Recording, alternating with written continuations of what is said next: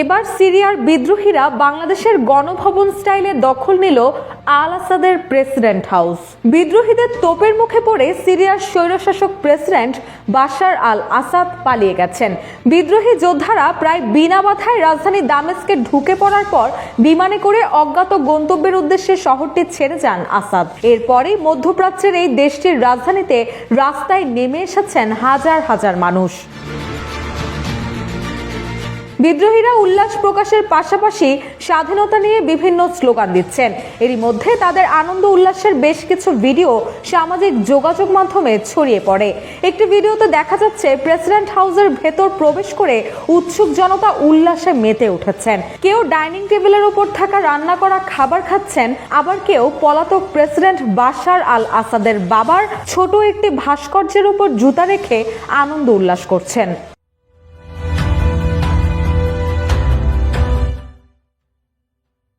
নেটিজেনদের কেউ কেউ বলছে, শেষ এমন দৃশ্য দেখা গিয়েছিল গণ অভ্যুত্থানের মুখে গেল ৫ আগস্ট বাংলাদেশ ছেড়ে সাবেক প্রধানমন্ত্রী শেখ হাসিনা পালিয়ে যাবার পর।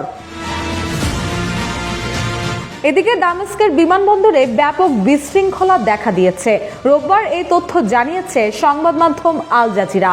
সংবাদ মাধ্যমটি তাদের লাইভ আপডেটে বলেছে, বিদ্রোহীদের হাতে দামেস্কের পতন হয়েছে কিনা তা এখনই বলা যাচ্ছে না। প্রেসিডেন্ট বাশার আল আসাদের ২৪ বছরের শাসনের অবসান আসলেই হয়েছে কিনা সেটিও বলা যাচ্ছে না। তবে কোনো সন্দেহ নেই যে এটি সিরিয়ার যুদ্ধে এক ঐতিহাসিক মুহূর্ত, বিশেষ করে মধ্যপ্রাচ্যের এই দেশটির নিয়ন্ত্রণের জন্য বিরোধীদের যারা বছরের পর বছর ধরে সংগ্রামে লিপ্ত ছিলেন তাদের কাছে। লাইভ আপডেটে আল জাজিরা আরো বলেছে, আমরা যা নিশ্চিত করতে পারি তা হলো সশস্ত্র বিরোধীরা সিরিয়ার রাজধানীতে প্রবেশ করেছেন। দামেস্ক আন্তর্জাতিক বিমানবন্দরে বিশৃঙ্খলা দেখা দিয়েছে। মূলত গেল ১০ দিনে যা দেখা দিয়েছে তা হলো বিরোধীদের অগ্রযাত্রার মুখে সিরীয় সেনাবাহিনী কার্যত ভেঙে পড়েছে। তাদের লড়াই করার ইচ্ছা ছিল কম বা নেই বললেই চলে। মনে রাখতে হবে, সিরীয় সেনাবাহিনীর এই ব্যক্তিরা ছিল নিয়োগপ্রাপ্ত। মূলত সেনাবাহিনীতে যোগ দিতে বাধ্য হয়েছিল তারা। অন্যদিকে প্রত্যক্ষদর্শীদের উদ্ধৃত করে বার্তা সংস্থা রয়টার্স বলছে, হাজার হাজার মানুষ গাড়িতে এবং পায়ে হেঁটে দামেস্কের প্রাণকেন্দ্রে জড়ো হচ্ছেন, স্বাধীনতার স্লোগান দিচ্ছেন তারা।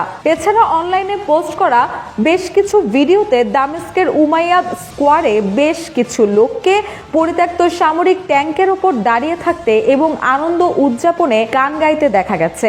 আল জাজিরা এসব ভিডিও ফুটেজের সত্যতা যাচাই করেছে। এদিকে দামেস্কে গোলাগুলির শব্দ শোনা গেছে। বেশ কিছু ভিডিওতে সিরিয়ার রাজধানী থেকে সরকারি সৈন্যদের শহর ছেড়ে যাওয়ার দৃশ্য দেখা যাচ্ছে। আল জাজিরা এসব ফুটেজেরও সত্যতা যাচাই করেছে। এছাড়া দামেস্কের প্রাণকেন্দ্রে গুলির তীব্র শব্দ শোনা গেছে বলে রোববার সেখানকার ২ বাসিন্দা জানিয়েছেন।